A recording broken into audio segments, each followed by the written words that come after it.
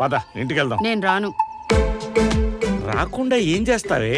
ఆ గుడి ముందు కూర్చుని అడుక్కు తింటావా? గట్టిగా అలాగే చలం అడుక్కు గారు. తిను, అడుక్కు తిని అయ్యా అందరినీ గట్టిగా చలం గారు. కొంచెం, దుర్గ గారు మనల్ని విడిచి వెళ్ళిపోయి చాలా కాలం అయిందండి.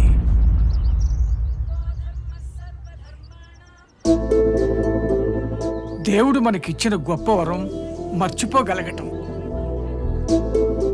గతాన్ని మర్చిపోగలిగితే భవిష్యత్తు భారం అనిపించదు. అయినా దుర్గ గారు మీతో ఎప్పుడూ ఉంటారు. కానీ మీరు మాత్రం ఆవిడ జ్ఞాపకాలకు కొంచెం దూరంగా ఉంటేనే మంచిదండి.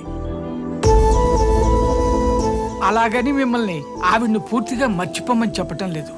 ఆవిడ గుర్తుని ఇక్కడి నుంచి తీసేసి ఇక్కడ దాచుకోండి.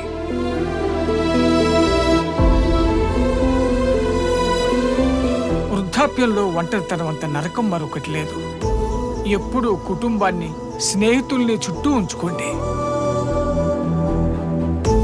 ఏకాంతం అందరికీ మంచిది కాదు.